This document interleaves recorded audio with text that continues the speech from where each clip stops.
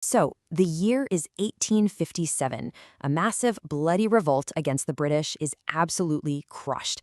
And then, silence. An eerie quiet falls over India. You'd think the fight was over, right? But actually, the real fight for freedom was just getting started, and it was about to take a turn nobody saw coming. And that's the big question, isn't it? After that huge explosion of violence, why did everything just go quiet? Why didn't the armed struggle keep going? The answer to that question, well, it tells a much deeper, much more important story about how India really began its journey to independence. And here's the twist. The fight didn't actually stop at all. It just turned inward. You see, some of the sharpest minds in India had a huge realization. Before they could ever hope to defeat a foreign power like the British, they had to confront a much closer enemy, one that was rotting their own society from the inside out. It was time to clean house. So what exactly was this sickness within? Well, it was a whole collection of toxic social customs and beliefs that had been holding the nation back for centuries, making any kind of unified modern fight for freedom pretty much impossible. Now, when we say social evils, we're not talking about small habits. We're talking about deeply ingrained, often brutal practices. These weren't just old customs. They were justified by tradition, even by religion. And the end result was the complete and utter degradation of human dignity for millions. This internal battle was really fought on two major fronts. First, you had the horrific treatment of women, who were often seen as little more than property with no rights of their own. And second, you had the iron grip of the caste system, a rigid social ladder that locked people in place from birth and made the very idea of national unity a distant dream. And I mean, just look at this. It's staggering. For women, society was literally a cage of customs. Imagine being a little girl married off to a man decades older than you. And if he died, your choices were horrific. Be burned alive on his funeral pyre, that's satit, or live the rest of your days as an outcast, forbidden to ever remarry. It wasn't a life, it was a prison sentence. And at the very same time, the caste system was actively tearing society apart. This wasn't just about social classes. It was a hierarchy that literally labeled entire groups of people as untouchable. They were denied education, denied access to public wells, denied even basic human contact. It was a system designed for division. I mean, how could a country so deeply fractured ever come together to fight for a common cause? But you know, out of all that darkness, a new kind of light started to emerge. A new generation of thinkers stood up. They weren't armed with guns or swords. They were armed with ideas. And these were the people who would become the architects of a truly modern India.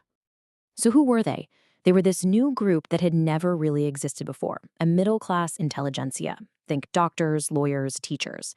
And what made them so special was their unique education. They'd studied Western science, logic, and philosophy, but they were also experts in their own ancient Indian scriptures. And this blend, this fusion of East and West, gave them a powerful new lens to see what was wrong, and more importantly, how to fix it. All right, so what was their game plan? How on earth do you even begin to remake an entire society? Well, they didn't have an army, but they had something way more potent, a toolkit of revolutionary ideas. And their whole philosophy was built on three game-changing principles. First up, rationality. The idea was simple: question everything. If a tradition or a belief defies basic logic, it's gotta go. Second, humanism. This was huge. It meant putting human dignity, not some ancient, unquestionable rule, at the very center of everything. And finally, universalism. They believed that no one culture had all the answers, and the best way forward was to seek truth everywhere and combine the best ideas from both the East and the West. So, armed with this intellectual toolkit, the reformers went to war. Not a war with weapons, but a war of words, of public debate, of petitions. And their first, most critical battles were fought for the dignity of women. And you can see the real-world results of their fight right here on this timeline. These were massive victories. In 1829, after incredible effort from reformers like Rajaram Mohan Roy, the horrifying practice of sati was banned. Then, in 1856, a law pushed by Ishwarchandra Vidyasagar finally gave widows the right to remarry. And from there, they kept fighting, slowly but surely raising the legal age of marriage to protect young girls. Each of these laws was a tectonic shift. And this quote just perfectly sums up their brilliant strategy. They attacked the old guard from every possible angle. They'd say, hey, Your own ancient texts don't actually support this. Then they'd hit them with logic. This practice makes no rational sense. And finally, the knockout punch, an appeal to basic human decency. It was an incredibly powerful argument. But changing laws was only half the battle. The reformers knew that real freedom starts in your mind, which is why pioneers like Jyotiba and Savitribai Phule did something truly revolutionary. They opened the first ever school for girls in India. Savitribai herself became the country's first female teacher. This was unheard of. They were giving the ultimate tool of liberation, knowledge, to the very people who had been denied it for centuries. And this, right here, is the main point of this whole story. This period of social reform, it wasn't a distraction from the freedom struggle. It was the freedom struggle. It was the hard, slow, essential work of forging a nation that was actually strong enough and united enough to be free. Because, let's be honest, you can't be politically free if you are socially enslaved. So that brings us to a final question for you to think about.